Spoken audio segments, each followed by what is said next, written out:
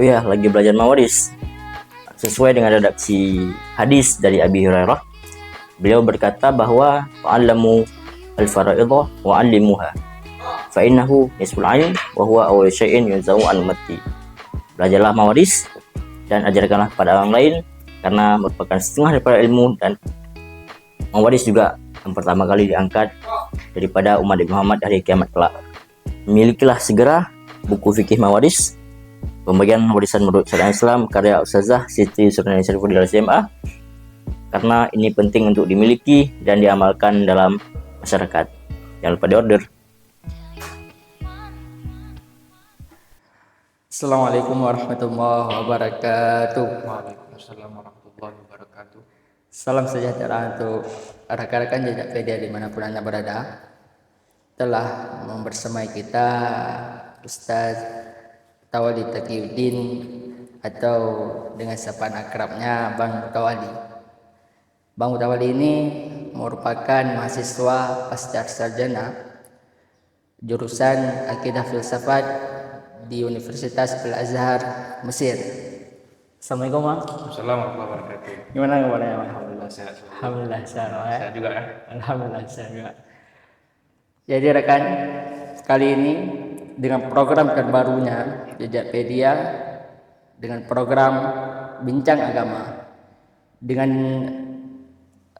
acara pertama dengan tema kita akan membahas tentang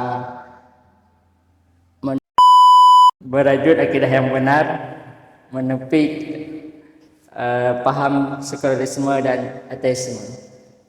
Nah, Bang, sebelum kita membahas lebih dalam tentang akidah yang benar, juga sekularisme dan juga ateisme, Bang, apakah ini mahasiswa pasca sarjana di jurusan Akidah Filsafat, Bang? Nah, Bang, sebenarnya apa saja sih yang dipelajari di jurusan Akidah Filsafat itu, Bang? Mungkin mata pelajarannya apa aja, mata kuliahnya yang dipelajari di jurusan Akidah Filsafat. Baik. Bismillahirrahmanirrahim. Alhamdulillah wassalatu wassalamu ala asyrafil anbiya'i wal mursalin wa ala alihi wa sahbihi ajma'in. Amma ba'du. Baik, terkait pelajaran ataupun kurikulum terkait dengan jurusan Akidah dan Filsafat. Jadi alhamdulillah kami yang kami pelajari itu pertama kalau dari alatnya itu yang paling pokok, yang asasi itu ada dua, mantik dengan adab bahas wal munazarah ataupun ilmu debat. Nah, jadi mantik itu terbagi dua, nanti ada yang qadim dengan yang hadits. Qadim itu yang klasik itu berarti logika yang dari Aristoteles, konsep Aristoteles. Baru kemudian nanti yang hadits, yang modern, yang biasanya digunakan oleh ilmuwan-ilmuwan muslim dan ilmuwan-ilmuwan, bahkan ilmuwan-ilmuwan sekarang. Nah, baru kemudian ada ilmu adabul bahas wal munazarah, itu ilmu debat ataupun bisa dibilang itu ilmu prakteknya lah. Praktek dari mantik udah kita pelajari tadi, dipraktek ke pakai ilmu adab bahas munazarah tadi. Ilmu adab munazarah. Atau dalam bahasa Indonesianya ilmu debat. Bagaimana cara membuat argumen, bagaimana cara menjawab, bagaimana cara mengkritik, seperti itulah. Baru kemudian yang ilmu-ilmu pokoknya itu baru ada ilmu tauhid ataupun akidah kan, tauhid, baru tasawuf, kemudian nanti ada juga dipelajari itu perbandingan agama ataupun perbandingan aliran atau sekte yang dinamakan dengan Milalul Nihal. Ya, Milalul Nihal. Jadi di sana kita belajar agama samawi, Kristen maupun Yahudi dan Kristen. Baru nanti yang terkait dengan sekte namanya Firaq Islamiyah. Baru kita belajar Khawarij, Syiah, Murji'ah, Mu'tazilah dan seterusnya. Baru juga ada filsafat sendiri. Jadi filsafat seperti biasa, filsafat itu dari pengantarnya, baru kemudian nanti filsafat Yunani, filsafat Barat, filsafat Islam, filsafat Kristen, secara historis maupun secara pemikiran. Baru kemudian ada satu madah yang termasuk yang favorit pribadi ya, karena unik lah madah ini, yaitu Apa tuh? nusus. Namanya tuh nusus Qur'aniyah falsafiyah. Jadi madah nusus Qur'aniyah falsafiyah itu kita mengkomparasikan, membandingkan antara ayat Al-Qur'an yang itu dari Allah dengan nas-nas dari manusia ataupun dari para filsuf. Jadi kita komparasikan, jadi di situ kita semakin jelas, oh nih ternyata bedanya uslub Al-Qur'an, nas Al-Qur'an dengan nas yang dikarang oleh manusia. Jadi kita semakin takjub dengan Al-Qur'an dan kita semakin yakin dengan Al-Qur'an bahwasanya Al-Qur'an itu memang dari Allah, bukan dari karangan. Nah, seperti itu. Dan beberapa ilmu lain lah yang asas. Yang asas yang dipelajari. Berarti lumayan banyak. Lumayan kurikulum termasuk padat lah, sangat banyak lah pelajarannya gitu kan. Di antaranya tadi sempat disebutkan juga ada membahas filsafat Yunani, filsafat kuno juga. Nah bang, apa yang membuat abang menarik nih? Kira-kira ngambil jurusan akidah filsafat ini, apa yang menarik bang? Alasannya kok bisa abang milih akidah filsafat ini bang? Kalau alasan saya punya dua alasannya. Yang pertama itu terinspirasi dari kisahnya Nabi Ibrahim ya. Di kisahnya Nabi Ibrahim seperti yang diceritakan dalam surat Al-Baqarah ayat 260 itu kan. Wa itu qala Ibrahim rabbi arini kaifa tuhyil mauta qala awalam tu'min qala bala walakin liyatma'inna qalbi. Nah, jadi di situ Nabi Ibrahim supaya kenapa ingin Allah tuh menunjukkan bagaimana cara Allah tuh menghidupkan sesuatu yang udah mati. Nah, kan? Jadi di situ kenapa Nabi Ibrahim? Apakah karena Nabi Ibrahim itu sudah lemah imannya? Tidak, tapi karena supaya biar semakin tenang aja. Jadi alasan saya itu pertama supaya hati ini lebih tenang gitu kan. Karena kalau soal hati ini kadang kita merasa ada masalah, kita ngiranya masalahnya itu dari luar. Setelah capek-capek kita cari di luar, ternyata masalahnya itu ada di hati sendiri. Kembali ke diri sendiri ya. Jadi itu sifatnya individual lah. Baru kemudian alasan yang kedua itu nggak tahu ya, saya sebenarnya dulu ketika di pesantren lah atau ketika kecil lah, jadi saya ketika itu semacam punya target ingin memilih Islam ini sebagai agama sendiri, tapi bukan karena orang tua. Nah, jadi ingin mengkaji betul-betul Islam secara logis, betul-betul logis lah, supaya sampai akal saya itu menerima bahwa Islam ini agama sebagai agama pilihan sendiri. Jadi kayak orang mualaf juga. Orang mualaf kan mereka memilih Islam kan karena atas pilihannya sendiri. Jadi saya punya target seperti itu. Jadi kapan saya tuh harus memilih Islam ini sebagai agama sendiri. Jadi ketika ditanya kenapa Anda Islam, karena ada orang ateis, kenapa Anda Islam? Nah, saya punya alasannya. Jadi bukan karena orang tua. Karena kalau karena orang tua nanti, kalau kamu kalau kamu Islam karena orang tua, berarti kalau orang tua saya Islam juga dong. Atau kalau orang tua kamu Kristen, ya udah kamu Kristen berarti. Jadi kan nggak ada alasan kalau misalnya karena keturunan. Jadi itu mau mengkaji lebih dalam. Mengkaji lebih dalam supaya punya alasan tersendiri. Bukan hanya memang fitrah dari lahirnya Islam itu alasannya. Lahir dari orang tua kan. Ya. Sangat menarik memang pemaparannya. Kemudian bang, tadi sempat disinggung juga masalah firqah Islam bang.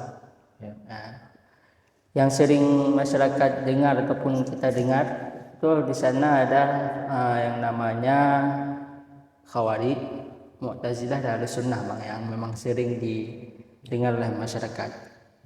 Nah, mungkin bisa bang jelaskan dari sejarahnya bang, siapa pendirinya dan secara umum lah setiap firqah ini bang. Khawarij, Khawarij, Mu'tazilah, Mu'tazilah sama Ahlus Sunnah. Sunnah. Oke, berarti Khawarij dulu. Khawarij. Khawarij. Jadi Khawarij ini adalah salah satu sekte yang dikenal paling tua dalam sejarah Islam. Dia lahir dia muncul ketika di abad 40 Hijriah. 40 Hijriah itu berarti memang pas ketika perang Siffin antara pasukan Amirul Mukminin Ali bin Abi Thalib melawan melawan Muawiyah bin Abi Sufyan. Jadi ketika waktu itu kan ada peristiwa tahkim seperti yang kita pelajari kan, ada peristiwa tahkim. Jadi bagi di pasukan Ali bin Abi Thalib yang enggak setuju dengan tahkim, nah itu keluar dari pasukan Ali. Nah yang keluar itulah yang disebut Khawarij. Artinya memang keluar dari pasukan Ali bin Abi Thalib, barisan Ali bin Abi Thalib. Nah, mereka keluar karena mereka nggak setuju dengan keputusan dari Ali bin Abi Thalib. Bagi yang setia dengan Ali bin Abi Thalib, mereka kan Syiah. Nah, sebenarnya kalau kita bahas Khawarij itu nggak terlepas dari Syiah. Terus kita bahas dua sebenarnya. Bahkan ada satu lagi Murji'ah. Nggak apa. Ini kita bahas Khawarij aja lah. Khawarij ya berasal dari katanya sendiri khuruj ya, keluar. Sebenarnya mereka disebut sebagai golongan Khawarij itu mereka bangga-bangga aja sebenarnya, tidak ada masalah. Karena mereka berpedoman kepada ayat Al-Quran surah An-Nisa ayat 100. Wa may yuhajir fi sabilillahi yajid fil ardi muragaman katsiran wa sa'ah. Wa man yakhruj min baitihi muhajiran ila Allahi wa rasulihi thumma yudrikuhul mautu faqad waqa'a ajruhu 'ala Allah wa kana Allahu ghafurur rahim. Jadi situ wa may yakhruj min baitihi muhajiran, mereka merasa termasuk dalam ayat itu. Mereka keluar untuk berjihad. Untuk berjihad fi sabilillah. Nah, makanya mereka ya bangga-bangga aja disebut Khawarij. Artinya mereka keluar untuk berjihad. Karena berjihad ini menurut mereka ibadah yang paling agung. Berjihad membela Islam dengan pedang atau dengan apapun lah. Mereka tuh sangat berapi-api lah kalau soal itu. Ada lagi nama lain mereka itu Al-Haruriyah. Al-Haruriyah itu karena mereka berasal dari daerah yang namanya Haruri di dekat Baghdad sana lah, Irak. Al-Haruriyah ataupun Al-Haruriyah Al-Ula namanya. Kemudian ada satu lagi nama lainnya itu Asyurah. Asyurah itu mereka berpedoman dari ayat Al-Quran surat Ali Imran wa may yashri nafsahu batigha'a mardatillahi wallahu raufum bil ibad. Jadi mereka yang menjual dirinya ataupun mereka yang mengorbankan dirinya untuk di jalan Allah. Mereka disebut Asyurah. Nah, jadi mereka itu karakteristiknya yaitu mereka berapi-api, selalu semangat dalam menegakkan kalimat tauhid itu. Dan karakternya juga keras. Artinya mereka itu kalau misalnya ada perang, mereka yang paling depan. Kalau ada ajakan perang, mereka yang paling semangat. Itulah. Karena praktek dari ayat tadi itu. Ya, sesuai dengan ayat tadi lah. Jadi mereka karena jihad itulah ibadah paling agung bagi mereka. Kemudian ada Mu'tazilah sebelum ini terkait inilah ajarannya ataupun doktrin dari orang Khawarij itu sendiri. Jadi mereka itu punya 3 dasar. Jadi itulah nanti setiap aliran itu dia punya dasar, punya pilar masing-masing. Kalau di Khawarij ini ada 3 yang paling terkenal. Nah Khawarij ini kan nanti ada sekte-sekte turunan lagi. Ada sekte turunan yang banyak, tapi ini secara umum. Yang pertama itu mereka punya konsep namanya la hukma illa lillah. La hukma illa lillah. Jadi mereka tuh nggak ada konsep imamah, nggak ada konsep kepemimpinan seperti dalam Syiah. Kalau Syiah itu kan ada imamah, Ada imam. imamnya tuh sudah ditentukan rapi dengan syarat-syaratnya dan sebagainya. Tapi kalau Khawarij itu nggak ada konsep imamah, nggak ada konsep kepemimpinan. Kenapa? Karena pemimpin yang hakiki itu cuma Allah. Kalaupun ada pemimpin, mereka itu disebut sebagai amir cuma, dan amir itu ya biasa aja, karena nggak terlalu ketat-ketat kali lah ininya, syarat-syaratnya. Jadi la ilaha illallah, jadi penghukuman itu ataupun hukum itu hanya milik Allah. Nah, seperti itu. Jadi nggak ada istilahnya pemimpin mengatur ini mengatur itu. Semua itu mutlak dari Allah. Mutlak dari Allah, betul. Nah, itu yang pertama. Yang kedua, mereka punya konsep mengkafirkan pelaku dosa besar. Ya. Mengkafirkan pelaku dosa besar. Jadi mereka itu ada konsepnya itu tawalli dengan at-tabarri. Tawalli dengan at-tabarri. Nah, tawalli itu berarti mereka menganggap orang yang setuju dengan mereka. Jadi ketika ada orang yang ikut dengan mereka, setuju dengan doktrin Khawarij, itu mereka berarti dianggap, kepemimpinannya dianggap.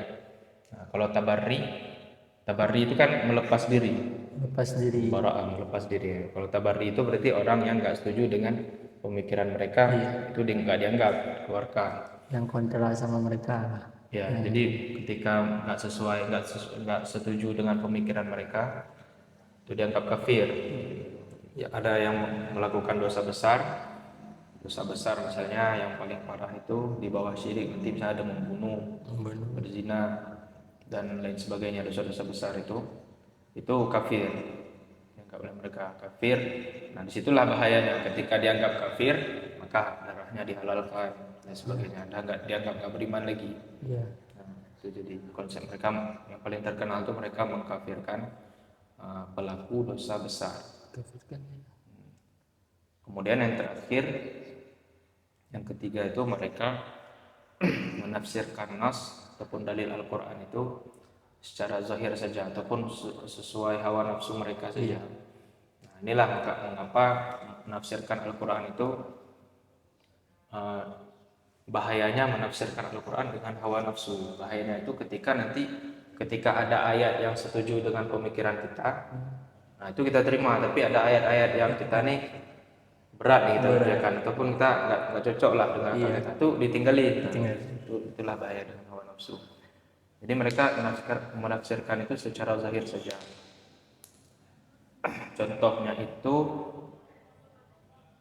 Contohnya dalam salah satu ayat, walillahi 'alan nasi hajjul baiti man istata'a ilaihi sabila wa man kafara fa innallaha ghaniyun 'anil 'alamin. Nah, jadi situ kan ada perintah haji di situ. Walillahi 'alan nasi hajjul baiti man istata'a ilaihi sabila wa man kafara. Jadi mereka menafsirkan di situ bahwasanya barang siapa yang enggak berhaji. Di situ yang enggak berhaji maka dia otomatis kafir. Nah, seperti itu. Padahal kan itu konteksnya, kalau kita mau pahami konteks ayat di situ, padahal yang mau dibilang di situ yang kafir itu kalau yang menentang perintah haji. Bukan yang tidak berhaji. Karena orang yang tidak berhaji belum tentu dia mengingkari perintah haji. Mungkin belum mampu. Belum mampu kan, masa dikafirkan gitu kan, tak sesuai lah. Jadi yang benar itu kan yang melawan ataupun yang menentang perintah haji. Itu kan rukun Islam tuh, kalau ditentang kafir memang. Kayak menentang sholat juga kan. Jadi itulah tiga pilar itu Khawarij. Kemudian Mu'tazilah ya. Mu'tazilah muncul awal-awal abad kedua Hijriah. Berarti yang pertama memang urutannya Khawarij dulu. Di tahun 40 Hijriah. Kan. Kalau ini kan Mu'tazilah ini udah tahun 100-an berarti. Awal 100-an Hijriah. Itu tokohnya adalah Wasil bin Atha. Wasil bin Atha itu lahirnya tahun 80 Hijriah, wafat 100 31 kalau nggak salah. 131 atau berapa gitu kan. Pokoknya awal-awal abad kedua. Jadi penyambutan Mu'tazilah itu awalnya adalah ketika Wasil bin Atha itu satu majelis dengan gurunya Hasan al-Basri. Hasan al-Basri kemudian keluar, disebutlah oleh mereka I'tazala Wasil. I'tazala Wasil. Jadi dari I'tazala Wasil itulah mereka orang-orang yang ikut Wasil bin Atha itu Mu'tazilah disebut. Berarti itu wasilnya yang Keluar. menghadiri majelis gurunya, kemudian keluar. Dari ya. I'tazalana, pergi dari kita, kan? Mengasingkan diri. Nah, kalau untuk pemikiran mereka dalam Mu'tazilah itu sebenarnya orang banyak yang mengatakan bahwasanya kalau sudah dibilang Mu'tazilah itu mereka yang mengandalkan akal. Nah, itu kurang tepat juga. Di tempatnya itu mereka langsung ke pemikirannya aja sebenarnya. Di Mu'tazilah itu mereka yang menggunakan konsep Al-Qadariyah. Qadariyah itu artinya manusia itu punya kebebasan mutlak, punya kuasa mutlak atas perbuatannya. Jadi Tuhan tuh nggak menciptakan perbuatan manusia. Tuhan terlepas dari perbuatan manusia. Perbuatan manusia itu manusia sendiri menciptakan. Bebas berekspresi lah. Bebas. Pokoknya dia yang ciptain perbuatan tuh. Mau baik itu perbuatan baik, perbuatan buruk. Itu namanya Al-Qadariyah. Konsep Al-Qadariyah. Itu yang paling mereka gemborkan. Nah, kemudian mereka itu juga punya 5 konsep, 5 pilar. Kayak di Khawarij itu 3. Jadi kalau di Mu'tazilah itu 5. Jadi ini ibaratnya kayak Pancasilanya lah kalau di Indonesia. Pancasila dalam Mu'tazilah. Jadi 5 pilar utama Mu'tazilah. Itu disebutkan dalam kitab Syarah Ushulul Khamsah lil Qadhi Abdul Jabbar. Itu usul khamsah yang kita bilangnya. Usul khamsah kan 5. Yang pertama itu tauhid. 1 tauhid.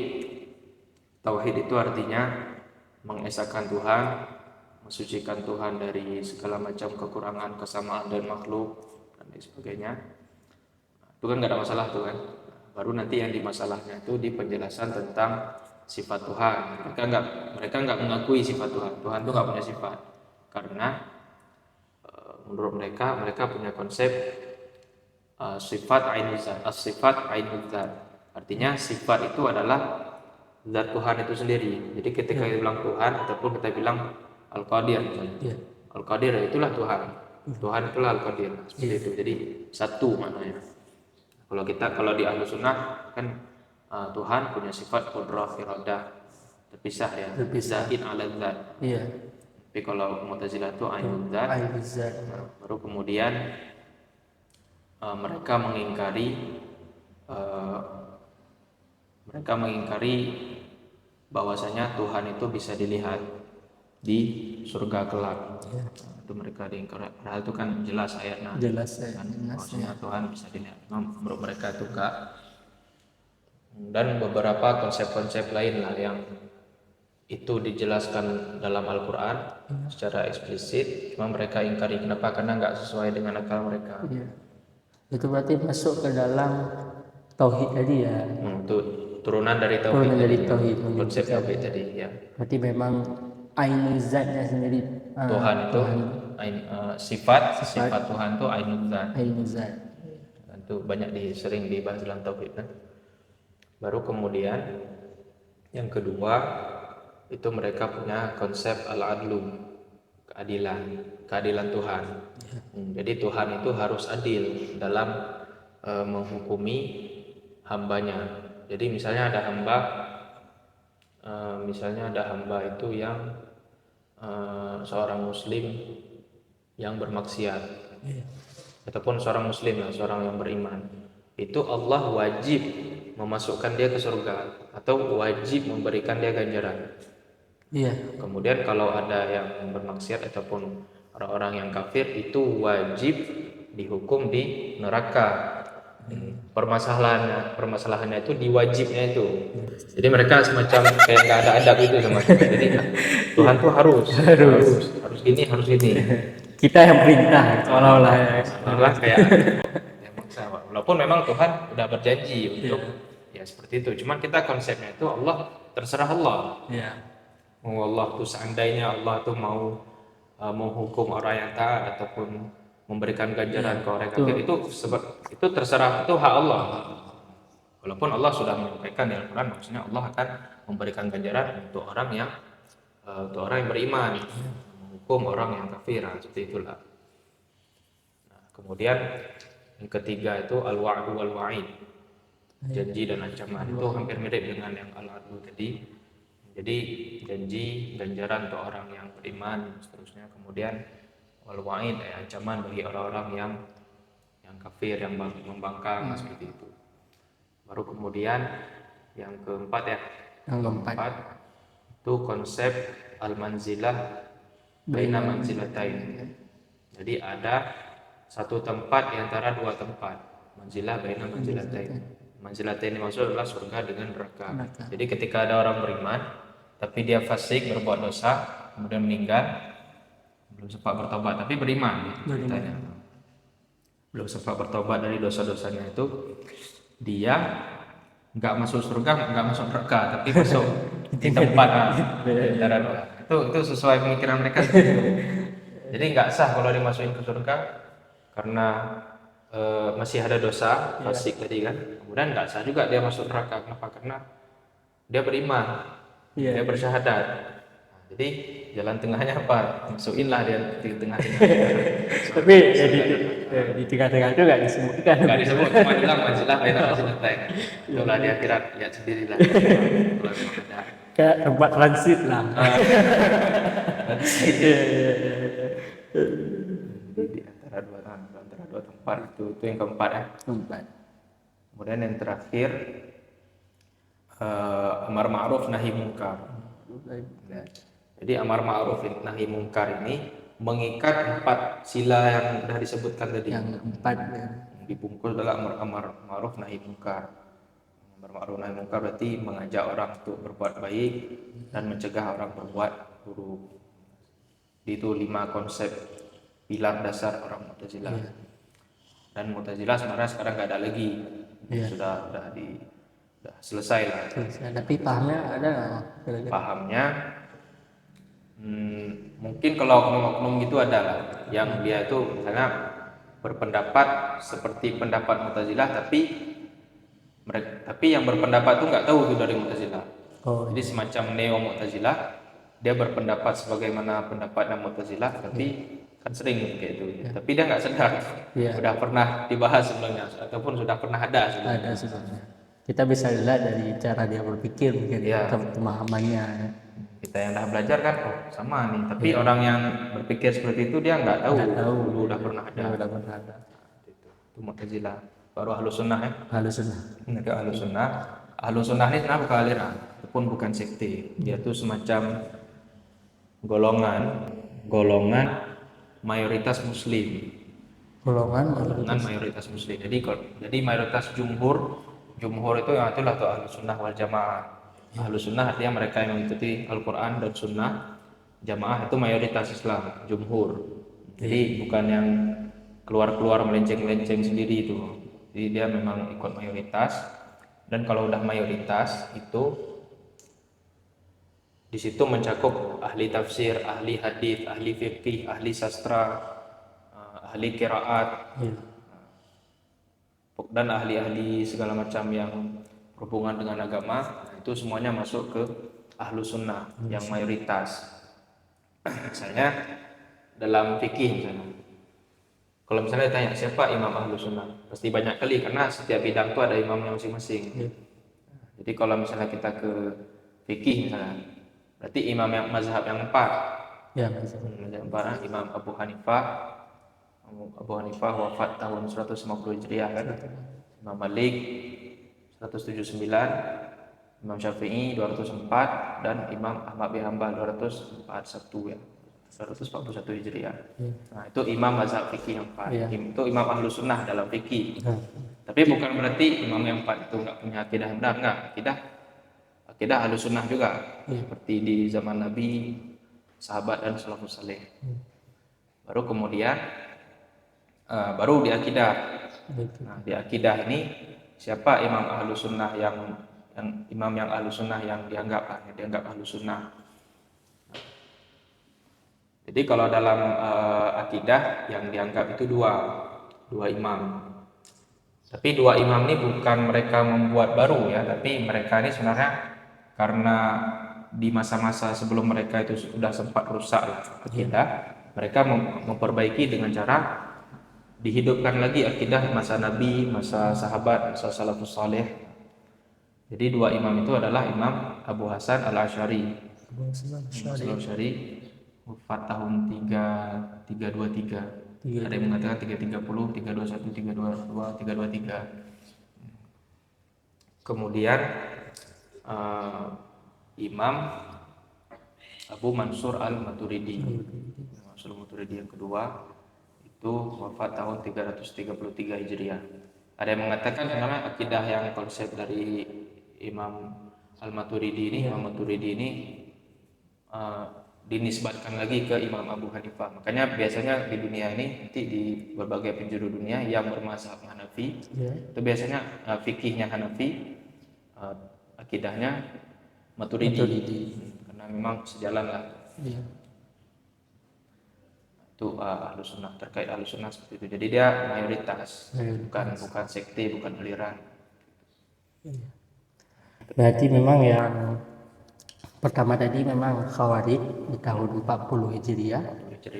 Kemudian baru muncul Mu'tazilah tadi di tahun awal abad kedua. Dan kemudian ada sunnah tapi bukan sekte tapi golongan mayoritas muslim. Menarik maksudnya. Ini agak berat memang. Pembahasan kita jadi berat-berat ya. Kopi dulu Pak begini. Sebelum masuk yang ngeri-ngeri sedap nih dengan Pak Hena.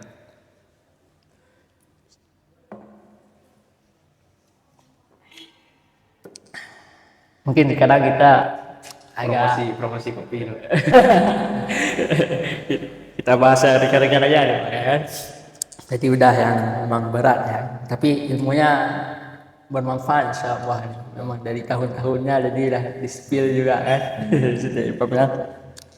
Mungkin yang ketiga Bang, kita akan sedikit merambat di era transisi budaya sekarang Bang, yang memang lagi apalagi teknologi yang lagi pesatnya Bang, yang mana di situ ada kaum remaja yang mungkin di era transisi ini bebas berpikir lah, berekspresi lah. Nah, maka lahirlah di situ mungkin bisa kita katakan paham-paham sekulerisme lah, yang memang bebas lah yang kita pahami selama ini. Nah, menurut Abang nih, apakah seberapa bahaya paham sekulerisme ini kalau masuk ke ranah remaja Bang? Gimana tuh Bang? Sekulerisme. Ya, di era transisi yang besar-besaran ini. Baik, era transisi itu yang paling salah satu hal yang membuat paling berubah lah ketika transisi itu adalah kebebasan berpikir, kebebasan pendapat, kebebasan berkarya. Nah, itu muncul karena sebelum era transisi itu belum ada kebebasan berpikir. Di waktu itu abad pertengahan lah di Eropa. Ketika itu gereja yang membuat aturan, yang memerintah itu gereja di Eropa. Jadi kalau dari gereja itu kita nggak ada namanya kebebasan berpikir. Nggak boleh buat teori-teori baru. Jadi memang harus ikut gereja, harus ikut Bible ini sesuai jurusan sesuai pemahaman gereja. Jadi nggak boleh buat teori-teori baru. Beda sekarang udah lebih bebas. Berarti memang kebebasan berekspresi dulu itu memang nggak ada. Nggak ada. Sekarang di era transisi ini kan nggak ada, apalagi sekarang. di medsos semua orang bisa bicara gitu kan. Iya.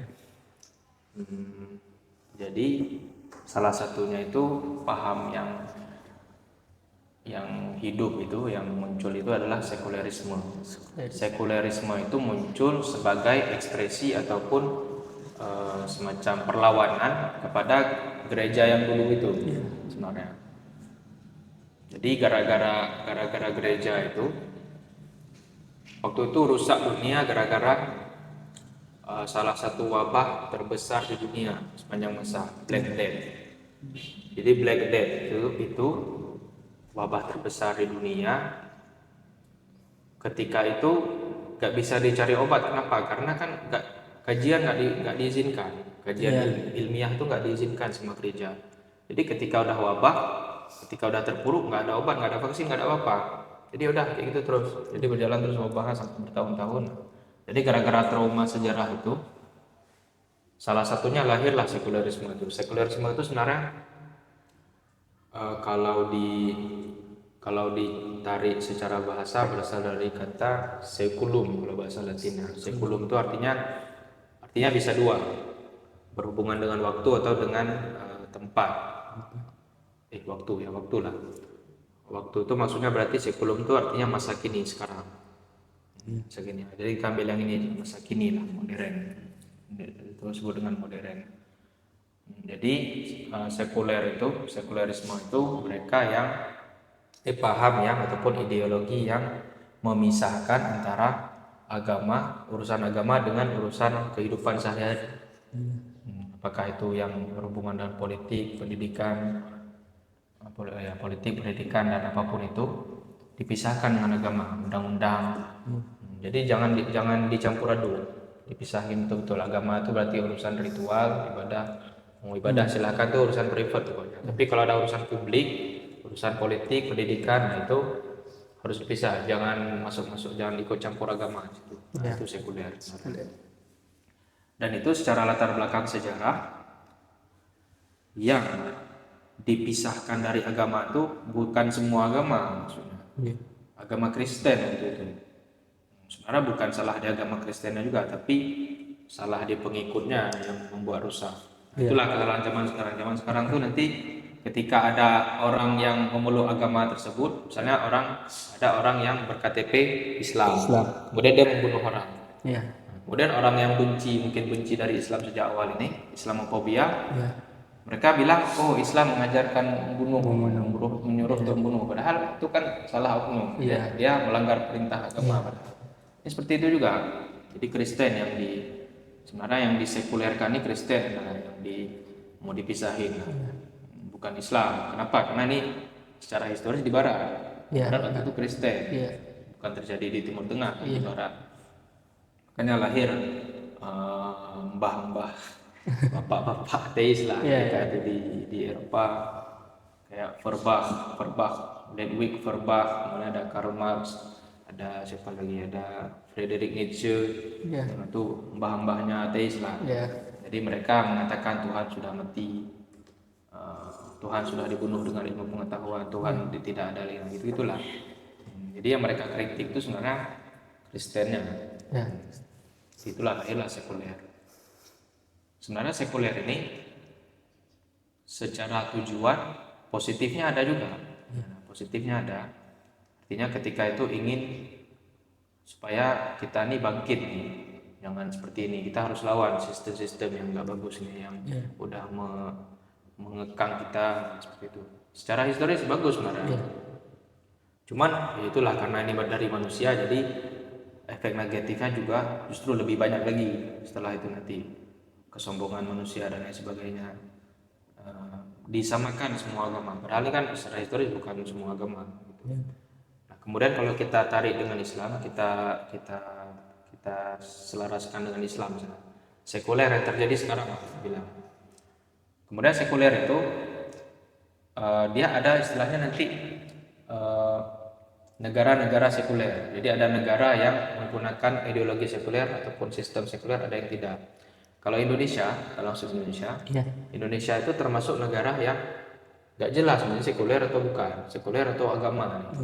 Karena nanti ada beberapa hal yang dia itu dipisah dari agama. Ada juga hal-hal yang ditarik sama dengan agama, pedoman dengan agama. Jadi nggak jelas kalau secara negara, karena Indonesia itu kan multikultur lah, agamanya juga banyak. Berbeda dari beberapa negara yang memang sudah Udah mendeklarasikan jelas juga sekuler ya kan. Oke, kemudian apakah dia bahaya? Ya. Sangat berbahaya sebenarnya. Sangat berbahaya sekuler ini kalau kita tarik secara konsep pemikiran. Karena kan dia memisahkan agama dari kehidupan sehari-hari. Kalau yang kita maksud tuh ini, itu sangat berbahaya untuk generasi yang muda. Kenapa? Karena salah satunya itu ada beberapa efek yang udah bisa kita lihat sekarang, masuk jauh-jauh. Contohnya satu efek yang paling berbahaya itu yang memang udah terjadi sekarang, mereka yang menganggap bahwa berbuat baik itu suatu yang cupu, suatu yang nggak keren, apalagi ibadah, ketundukan, berbuat baik itu orang kadang ada yang malu. Dia malu berbuat baik. Malunya bukan malu yang positif, jelas pasti malu yang negatif. Nah, jadi ketika mau beribadah lah misalnya, ataupun sekarang misalnya mau baca Al-Quran, terus ada teman malu, so nggak mau dilihat.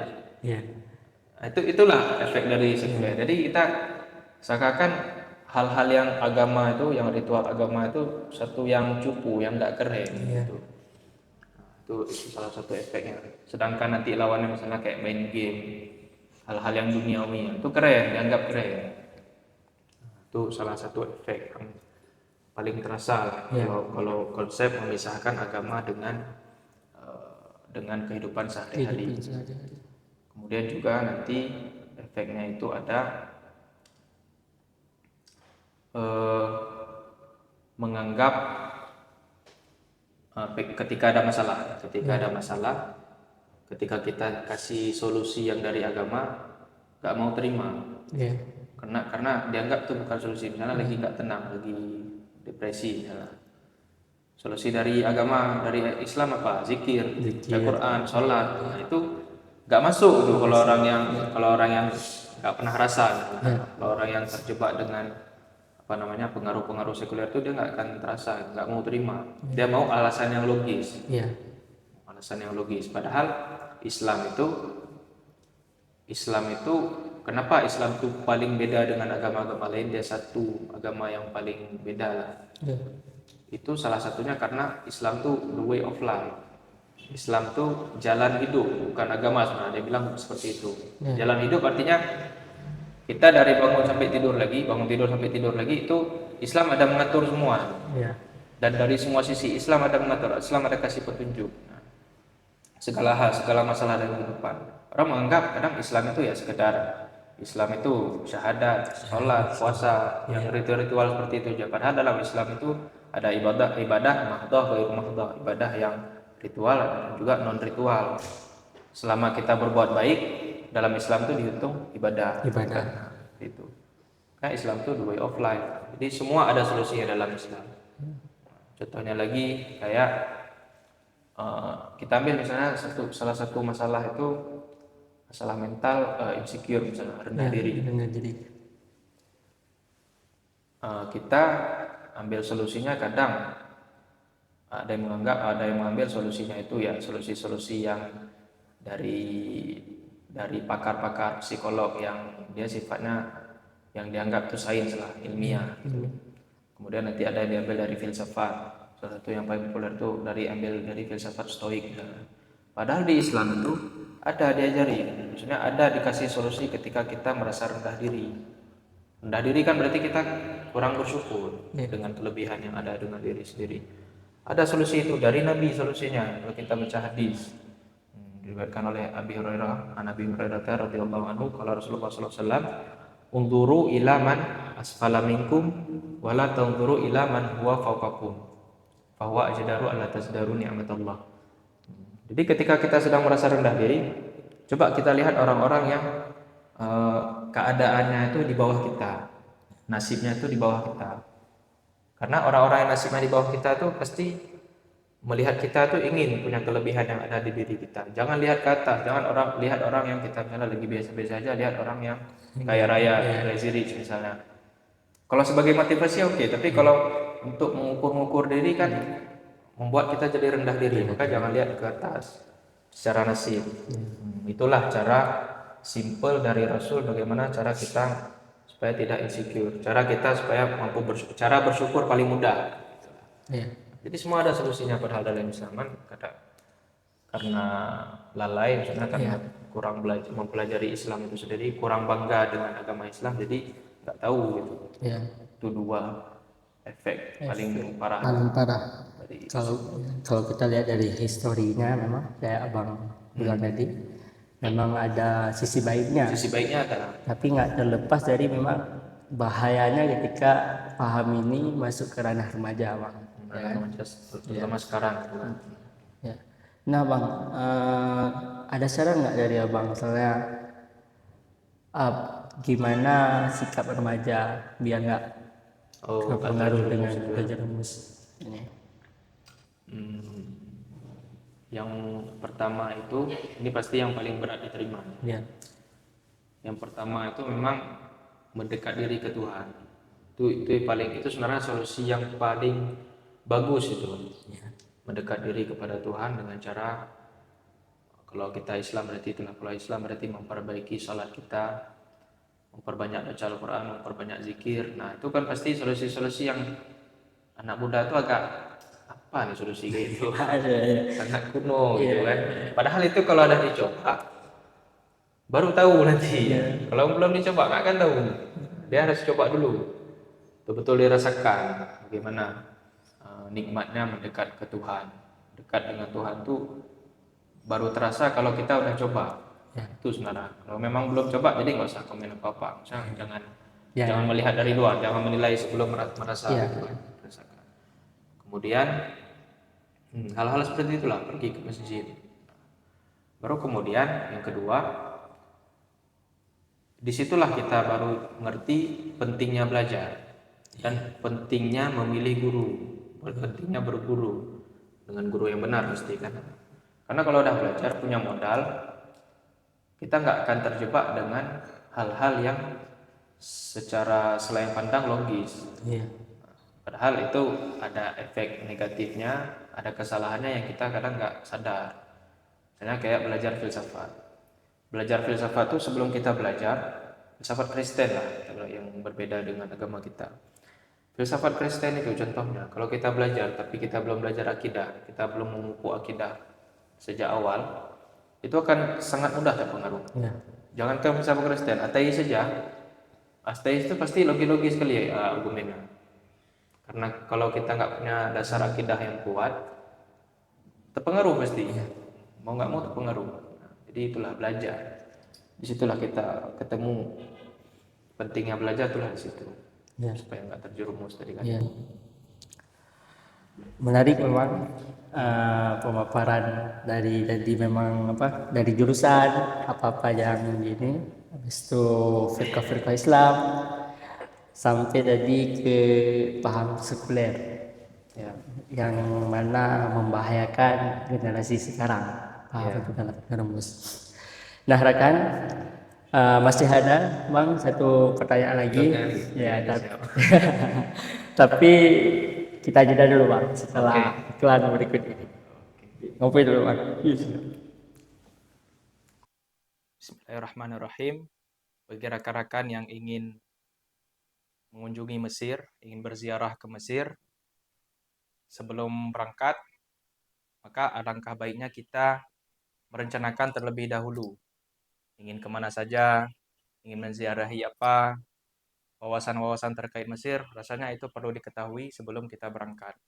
Nah, untuk memenuhi kebutuhan tersebut, agar kita bisa merencanakan dengan baik, maka kami rasa perlu untuk memiliki buku Long Journey to Egypt yang diterbitkan oleh KMA Press, yang isinya mencakup di situ informasi tentang kemesiran, baik itu wisata, sejarah, kemudian juga bagi yang ingin belajar ke Al-Azhar, di sini juga mencakup informasi-informasi terkait masuk, kemudian terkait kurikulum-kurikulum di Al-Azhar, terkait masyaikh, terkait Syekhul Azhar, semuanya dipaparkan dalam buku Long Journey to Egypt. Maka segera miliki.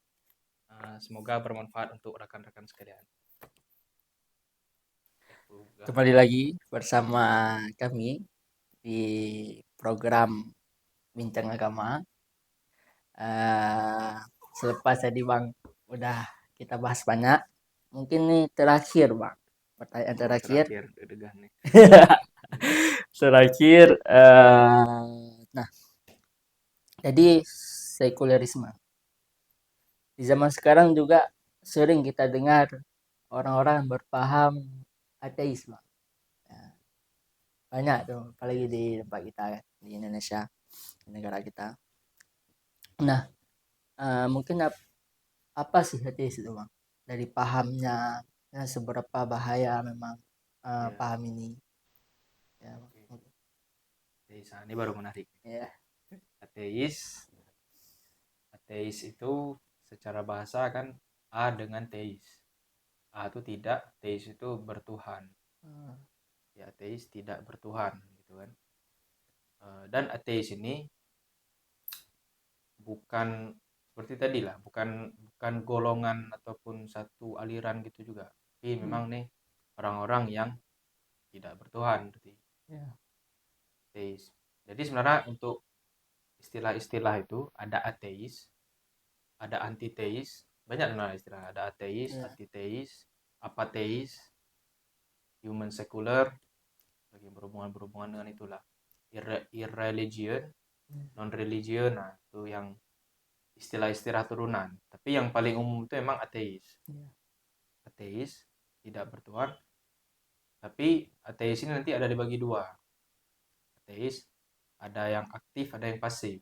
Ya. Ada yang positif, ada yang negatif. Kalau yang positif ataupun aktif, mereka yang anti dengan keberadaan, bukan anti, mereka yang tidak percaya, tidak beriman dengan adanya Tuhan, tapi punya dalil, punya bukti. Itu yang positif ataupun yang aktif. Dan yang pasif, kalau yang pasif ataupun negatif, mereka yang pokoknya nggak percaya aja lah, dalilnya nggak tahu apa, pokoknya nggak percaya. Itu ateis. Tapi nanti ada antiteis istilahnya lagi. Antiteis ini mirip dengan yang ateis tapi yang positif. Mereka yang anti Tuhan. Jadi Tuhan tuh dilawan lah. Tapi kalau ateis ini mereka keberadaan Tuhan itu nggak ada. Kenapa? Karena emang nggak penting aja gitu. Tuhan itu bukan suatu hal yang penting di dalam kehidupan. Baru kemudian nanti ada apateis. Nah, menurut saya apateis ini yang banyak menjangkit orang-orang yang justru punya agama ataupun secara lisannya dia percaya dengan Tuhan. Apateis itu mereka yang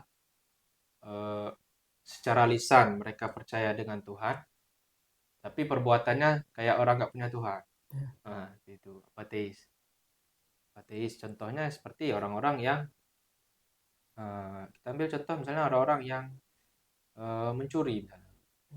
Mencuri. Orang pencuri itu kadang di KTP dia Islam. Berarti kalau Islam kan percaya Tuhan. Kalau percaya Tuhan berarti dia percaya bahwa apa yang dilakukan semuanya dilihat oleh Tuhan. Iya. Tapi dia mencuri. Ketika dia mencuri dia merasa kayak nggak ada yang lihat nih. Orang nggak lihat, Tuhan pun ya dia merasa kayak nggak ada lihat Tuhan aja. Itu apateis itu sebenarnya udah masuk. Jadi di lisan percaya Tuhan tapi perlakuannya kayak orang nggak bertuhan. Gitu. Karena memang Tuhan tuh sejak awal memang nggak penting. Nah jadi itulah kalau ateis itu yang paling umum. Mereka yang percaya tidak percaya dengan eksistensi Tuhan, baik itu punya dalil maupun tidak. Pokoknya Tuhan itu bukan hal yang penting lah dalam kehidupan. Nah, kemudian kenapa orang itu ateis? Nah, itu kan. Kenapa orang ateis? Karena itu biasanya dilihat dari latar belakang hidup mereka. Ini kalau kita lihat dari sudut pandang mereka. Biasanya yang membuat mereka ateis itu adalah kekecewaan mereka terhadap kehidupan. Misalnya gini lah, misalnya hidup penuh dengan penderitaan lah. Hidup sendiri penuh penderitaan, kemudian dilihatlah dunia ini penuh dengan perang, ya kan? Penuh dengan perang. Terus dia berpikir, Kalau yang pernah saya dengar, Tuhan itu kan maha penyayang. Kalau Tuhan maha penyayang, kok bisa ada peperangan? Kok bisa terjadi peperangan? Kok bisa ada kejahatan? Hal-hal seperti itu. Iya. Nah itu kan seakan kita kalau kita dengar curhatan dia itu lumayan tersentuh sebenarnya. Dan itu berbahaya juga satu Iya, sisi iya, kan. iya. Nah, membuat iman kita goyang kan. Nah jadi argumen-argumen orang ateis itu rata-rata tuh kita lihat dari latar belakang hidupnya sebenarnya. Kekecewaan mereka terhadap kehidupan. Walaupun mereka sebenarnya mencampurkan nanti ada yang argumennya seperti tadi ataupun ada yang argumennya nanti seperti ini yang irreligion, yang anti religion. Iya. Maksudnya penyebab perang ini semua karena agama. Iya. Karena ada agama ini. Terus perang, berebut kekuasaan atau apapun. Nah, itulah yang membuat dunia ini nggak damai. Nah, hal-hal seperti itu. Nah, jadi jadi alasan orang ateis itu memang kembali ke masing-masing orangnya, latar belakang orangnya. Ataupun mungkin eh, pelajaran yang masuk ke dia, doktrin yang masuk dari luar. Iya. Kita ambil salah satu contohnya, yang argumen yang paling sering mereka gaung-gaungkan dari para ateis itu adalah kalau ada Tuhan, kenapa ada keburukan?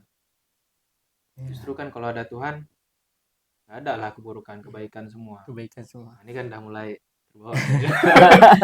Kok bisa ada keburukan di dunia ini? Iya, Nah, iya, iya.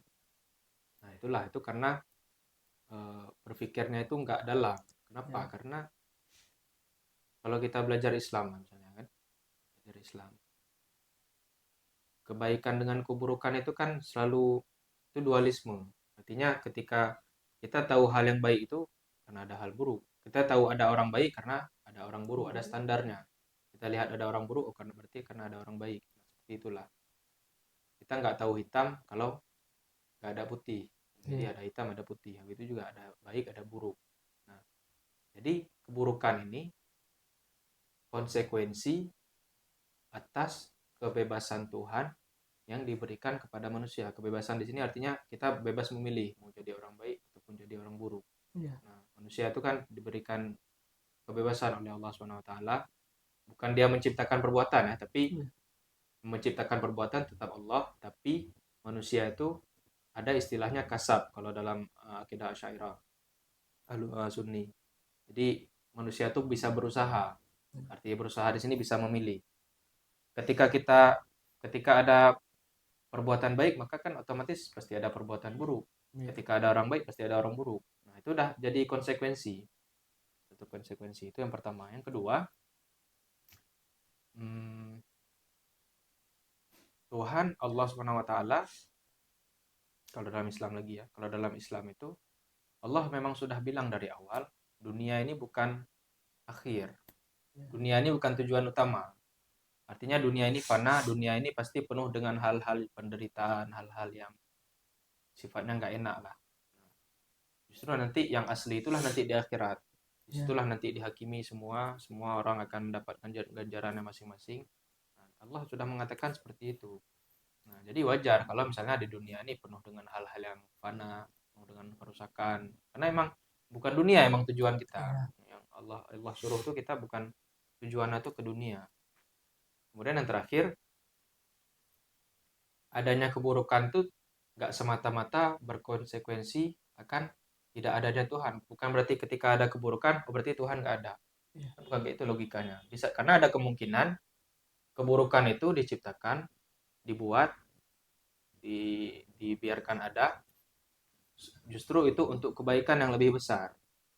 Hal-hal yang buruk misalnya. Contoh apa? Misalnya contoh masalah hidup aja. Masalah dalam hidup. Kita kadang nggak menjadi orang yang seperti sekarang ini tanpa masalah-masalah yang udah kita alami dulu. Kita nggak akan tahu indahnya kasih sayang kalau kita dulu mungkin nggak pernah merasakan bagaimana tidak enaknya nggak ada kasih sayang. Pokoknya hal-hal masalah-masalah itu justru yang membentuk kita sekarang. Jadi kita bisa lebih paham. Kita sekarang udah mengerti bagaimana nikmatnya makan makanan yang enak karena dulu mungkin pernah makan yang kurang enak mungkin. Hal-hal seperti itu. Jadi keburukan itu masih ada kemungkinan untuk membuat kita itu jadi pribadi yang justru lebih baik dan kebaikannya itu lebih besar. Kayak ujian lah, Iya. ya kan ujian. Nah, ujian itu kan eh, kita persiapan ujian itu kan mati-matian, menderita lah Iya. kita bilang menderita. Kita siap persiapan ujian.